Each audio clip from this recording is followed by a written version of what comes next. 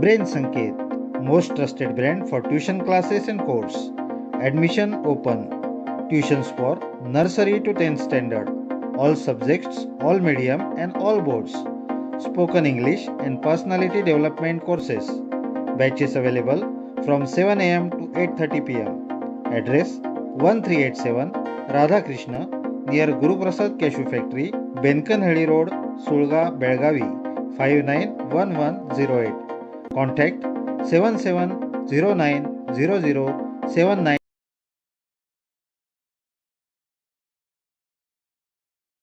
नमस्कार, मी रोहन पाटील. न्यूज 24 तास मराठीच्या बातमीपत्रात आपलं स्वागत. विविध भागात पाहूयात चोरी करणाऱ्या महत्त्वाच्या अटक करण्यात निप्पाणी ग्रामीण पोलिसांना यश आले असून त्यांच्याजवळून 6,60,000 रुपये किमतीच्या 10 दुचाकी जप्त केल्या आहेत.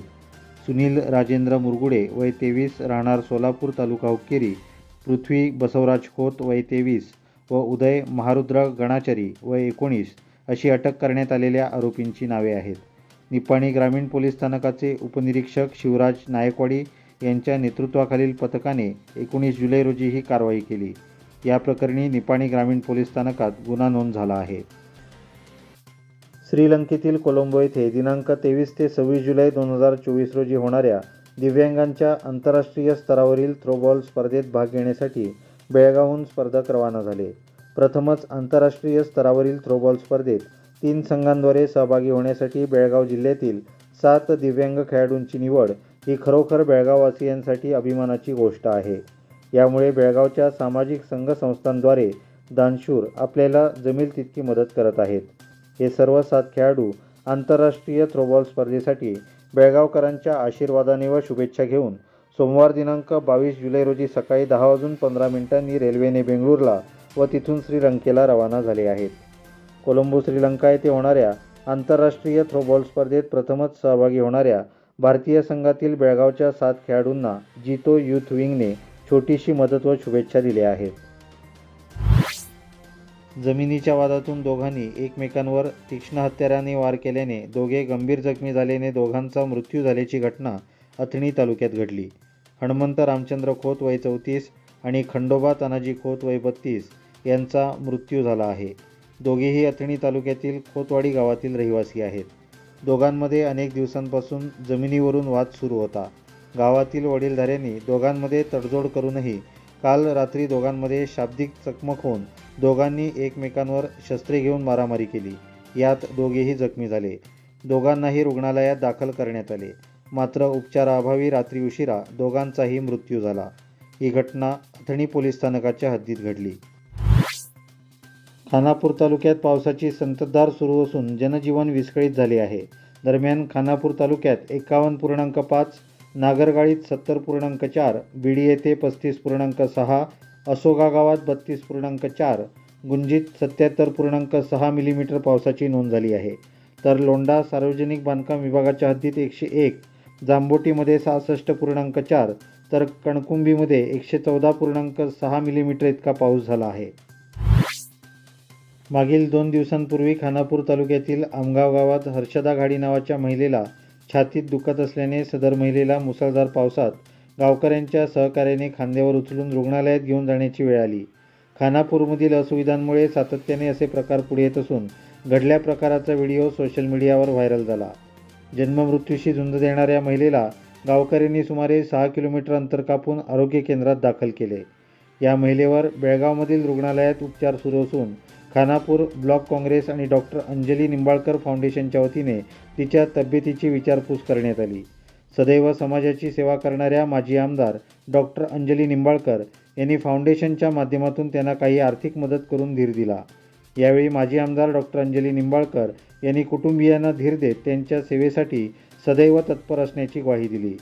यावेळी खानापूर ब्लॉक काँग्रेस अध्यक्ष महादेव कोळी, खानापूर बार असोसिएशनचे अध्यक्ष व काँग्रेस नेते ईश्वर घाडी, नेते सुरेश जाधव, डॉक्टर अंजलीताई फाउंडेशनचे कार्यकर्ते उपस्थित होते.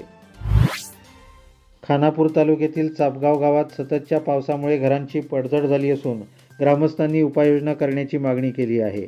खानापूर तालुक्यातील चापगाव येथे 10 दिवसांपासून सतत पाऊस पडत असून मुसळधार पावसामुळे चापगाव गावातील अर्जुन सुतार, परशुराम महादेव व नागू कुराडे यांची घरे कोसळली असून मदतीची मागणी केली आहे.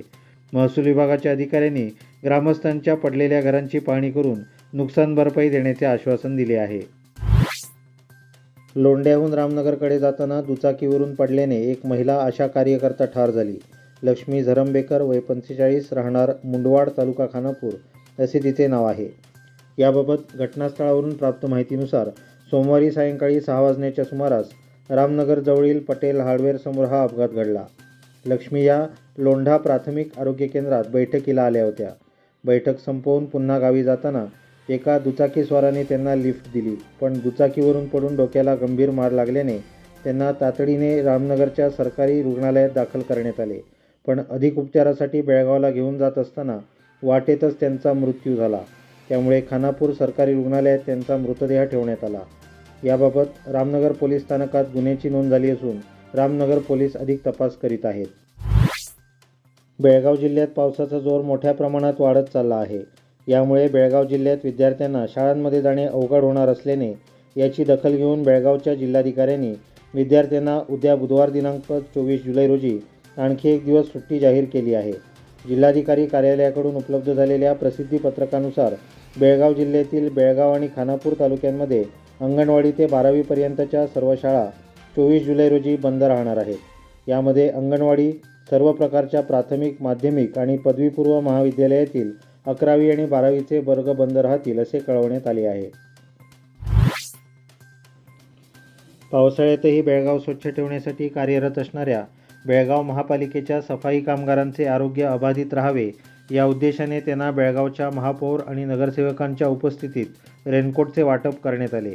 बेळगाव शहराची स्वच्छता राखणाऱ्या सफाई कर्मचाऱ्यांचे आरोग्य जपण्यासाठी 2 दिवसात उच्च दर्जाचे रेनकोट वाटप करण्याचे आदेश महापौर सविता कांबळे यांनी दिले होते. त्यानुसार आज महापौर सविता कांबळे, उपमहापौर आनंद चव्हाण आणि नगरसेवक यांच्या उपस्थितीत महानगरपालिकेच्या सर्व प्रभागात काम करणाऱ्या 379 थेट पगारी सफाई कामगारांना आणि 689 कंत्राटी कामगारांना रेनकोट आणि मास्क, गमबूट, हातमोजे यांचे वाटप करण्यात आले.